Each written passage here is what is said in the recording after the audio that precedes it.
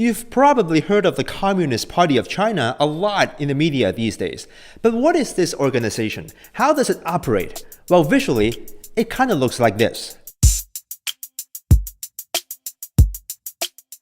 At the grassroots level, there are more than 90 million party members who make up the CPC party committees across China's urban communities, villages, social institutions, state-owned firms, as well as many private companies and even foreign ones operating on Chinese soil. Across cities, provinces, and autonomous regions, there are CPC party congresses as well that discuss local matters. Now let's move higher up. Over 2,000 representatives make it into the CPC's National Congress, which is held every 5 years. And it hasn't always looked like this. The first Congress was held 100 years ago in this building, located in Shanghai's former French concession area. That was until members were harassed and pressured into moving to a rented tourist boat. In 1928, the Sixth Congress was held in Moscow, as the fledgling party could hardly find a safe place to congregate within China.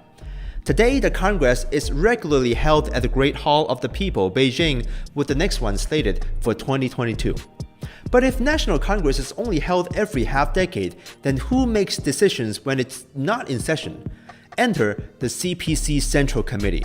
It has more than 200 members, which get reshuffled every 5 years during the National Congress. Each edition of this committee holds meetings at least once a year with different themes called plenums. For example, the fifth plenum is usually about passing the important 5-year plan that guides China's economic development. These plenums shape the country's course in very meaningful ways. In December 1978, the third plenary session of the then 11th CPC Central Committee marked the start of China's reform and opening up, and set the country on course for rapid economic growth for decades to come. Let's continue. We have not reached the top yet.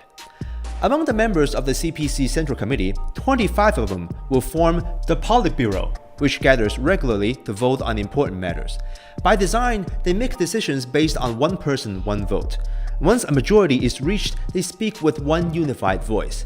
Several politicians in the Politburo form the Politburo Standing Committee. Throughout the CPC's history, the number of members in this top group, which reports to the Politburo, has varied from about 5 to 11 people. Currently, there are 7 members.